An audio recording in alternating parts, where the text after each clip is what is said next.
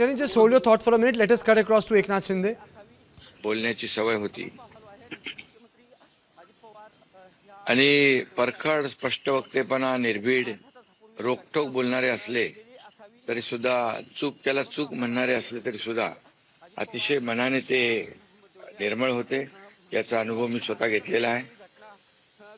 त्यांच्यासोबत मी मंत्रिमंडळात देखील काम केलं. मी मुख्यमंत्री असताना त्यांनी उपमुख्यमंत्री म्हणून देखील काम केलं आणि जेव्हा मुख्यमंत्री मी असताना मुख्यमंत्री माझी लाडकी बहीण योजना किंबहुना इतरही योजना जेव्हा आम्ही सुरू केल्या तेव्हा आर्थिक जे काही घडी आहे किंवा आर्थिक तरतूद जी आहे ती अतिशय उत्कृष्टपणे उत्तमपणे त्यांनी त्यावेळेस केली आणि याचा अनुभव मला आहे. आणि एकदा करायचं ठरवलं की ते अजितदादा करायचे. करतो बघतो पाहतो असे शब्द त्यांच्या डिक्शनरीत नव्हते. व्हायचं असेल ते तात्काळ करायचे, नसेल त्याला नाही म्हणायचे. असा स्पष्ट वक्तेपणा या महाराष्ट्राने पाहिलेला आहे. मी असेन, मुख्यमंत्री देवेंद्रजी असतील, अजितदादा असतील, आम्ही टीम म्हणून काम केलोय, टीम म्हणून काम करतोय. आमच्या वेळाही कामाच्या वेगवेगळ्या, मी पहाटे उशिरापर्यंत काम करतो, अजितदादा पहाटे लवकर काम सुरू करतात, देवेंद्रजी दिवसभर काम करतात. आणि अजितदादांनी 6-6 वाजता देखील अपॉइंटमेंट दिलेल्या अधिकाऱ्यांनी आणि लोकप्रतिनिधींनी पाहिलेल्या आहेत. अतिशय वेळेचं महत्व आणि वेळेचं भान ठेवणारा नेता हरपलेला आहे. खरं म्हणजे काल परवाच आमची एका कार्यक्रमामध्ये भेट झाली. सरन्यायाधीश आपले भारताचे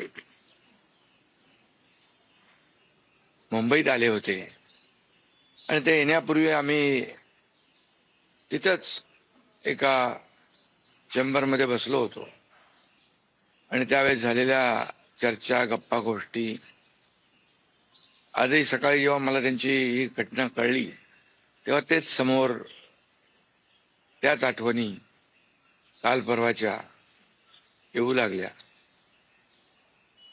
खरं म्हणजे माझ्यापेक्षा ते राजकारणात देखील अनुभवी नेते, गेल्या अनेक वर्षापासूनचा त्यांचा अनुभव, वयाने देखील माझ्यापेक्षा ते मोठे होते माझ्या आणि अनुभवाने देखील.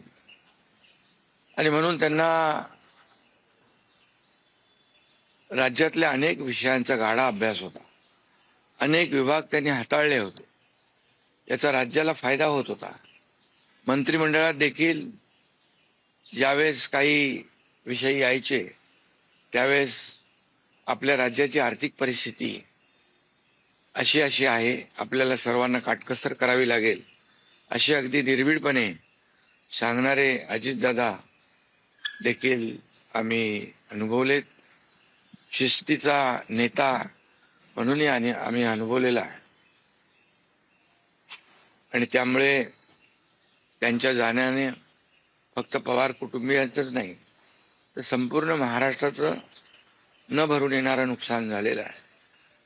आणि माझ्यापेक्षा वयाने मोठे असल्यामुळे एक जी काय आमची गेल्या अनेक वर्षापासूनची जवळीक निर्माण झाली होती, त्यामुळे राजकारणातले आम्ही तिघजण एक टीम म्हणून काम करत असलो तरी सुद्धा एक मोठा भाऊ हरपल्याची, गेल्याची भावना देखील, दुःख देखील माझ्या मनामध्ये आहे.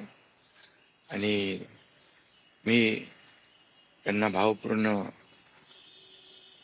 आदरांजली अर्पित करीत असतानाच मनामध्ये फार दुःखाच्या भावना आहेत.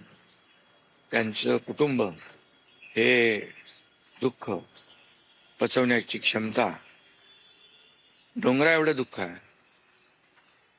ही क्षमता ईश्वराने त्यांना प्रदान करावी. कुटुंबाचंच नाही तर संपूर्ण महाराष्ट्रात झालेले नुकसान.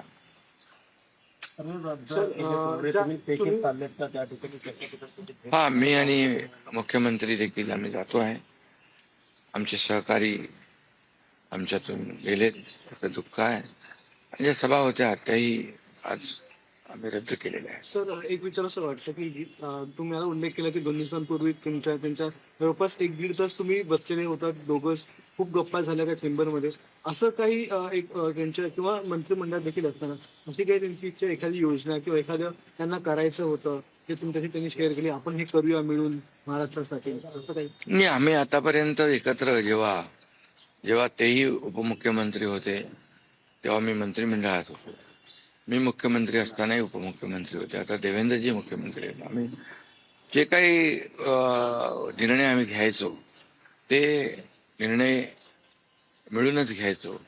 आणि मग एकदा एखादी सूचना आली की मग त्याला तिघांनी बळ देऊन ते पूर्ण करायचं. अजितदादा देखील एकदा कधी कधी असंही म्हणायचे की आता आपली जी काही अर्थव्यवस्था महाराष्ट्राची आहे, काही नवीन योजना केल्यामुळे आपल्याला काटकसर करावी लागेल, पण जेव्हा काही निर्णय आपल्याला घ्यावेच लागतील त्यावेळेस मात्र ते मागे हटत नव्हते. आणि याचा अनुभव देखील आम्ही घेतलेला आहे. न भरून निघणारे पोकळी सातारा असेल, पश्चिम महाराष्ट्र या ठिकाणी देखील कशा प्रकारची तुम्ही पोकळी भरून काढणार आहे? नाही, यामध्ये साताराच नाही आहे, तर त्यांचं जे असलेलं जे काही ज्ञान आहे, त्यांचा जो काही अनुभव आहे हा महाराष्ट्रासाठी होता.